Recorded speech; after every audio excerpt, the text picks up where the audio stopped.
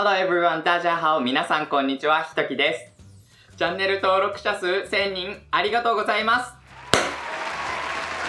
今回はそのお祝いとして、オノマトペの確認テストと日本語の勉強におすすめのアプリを紹介したいと思います。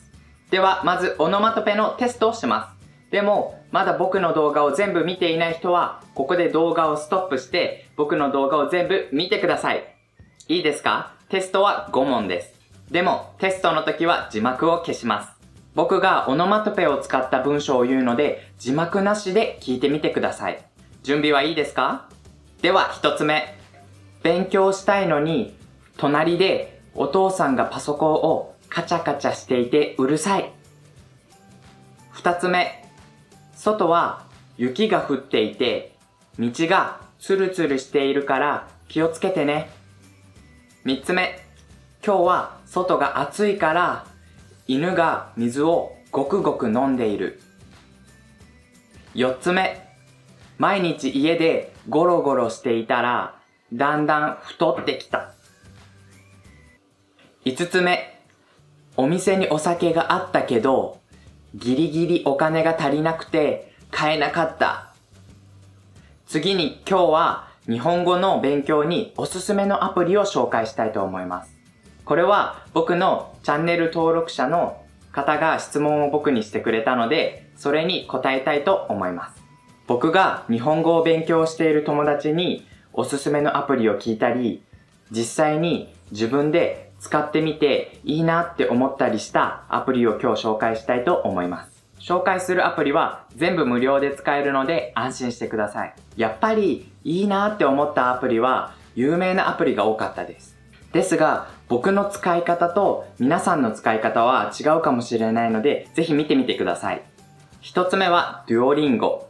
デュオリンゴは日本語を勉強する本がなくてもそのアプリ一つだけで勉強できるのでとてもおすすめです。いいところは本がなくてもアプリだけで日本語を勉強できるところ。そして発音やリスニングの練習もあるのでそういった練習もできること。3つ目はゲームみたいに楽しく勉強することができるところ。ですので日本語をまだ始めたばかりの人はまず日本語がどういう感じかなっていうのを見るためにこのアプリを使うのがおすすめです。悪いところは勉強した単語を保存できない。そして自分のレベルより上の勉強ができない。もし自分のレベルより上の勉強がしたい場合はテストを受けなくてはいけません。テストを受けないとその上のレベルを見ることもできません。そしてやっぱりちゃんと文法を勉強したい人はちょっと量が少ないかなと思います。文法全部はちょっと勉強できないかなと思います。2つ目はハロートーク。いいところは自分の勉強している言語をネイティブと練習することができる。そしてネイティブが自分の書いた文章を直してくれる。そしてネイティブの人と仲良くなれば会話の練習をすることもできる。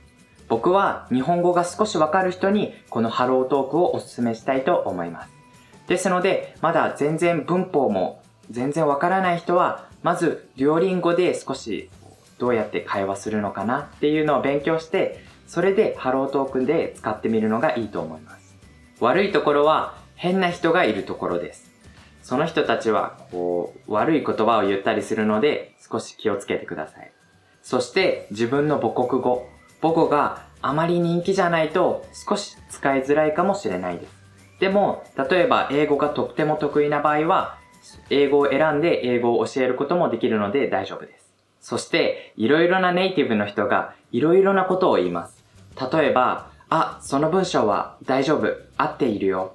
でも他のネイティブはちょっとここはこうした方がいいよとか、だから勉強している時にどっちがいいのってなる場合があります。その時僕がおすすめするのは言い方を一つだけ覚える。なぜかというと一つのことをいろいろな言い方で言えるよりもいろいろなことを一つの言い方で言える方がたくさんコミュニケーションができると思います。言語はツールだから。3つ目はクイズレット。いいところは自分で選んだ単語を勉強できるところ。そして自分の勉強している単語でテストができるところ。悪いところは同じ意味でもスペルが違ったり単語が違ったりすると正解にならないところです。4つ目は辞書です。これはアプリじゃなくてウェブサイトなんですけれど、日本語の辞書として一番おすすめです。なぜなら単語の JLPT のレベルが分かったり、あとは単語の発音を教えてくれたり、あとはその単語でどういった例文があるのかを教えてくれます。ちなみに中国語を話す人は文字辞書というアプリがあるので、それが辞書としておすすめです。これは日本語を打っても中国語を打ってもどちらでも大丈夫です。とても便利なのでぜひ使ってみてください。そして最後に理解くん。これは Google Chrome のブラウザーで使うことができます。ダウンロードして矢印で漢字を触るとその漢字の意味と読み方を教えてくれます。すごく簡単に使えるのでとても便利です。ですので僕の日本語の字幕を見てそれに理解くんを使うこともできるので日本語の勉強としておすすめです。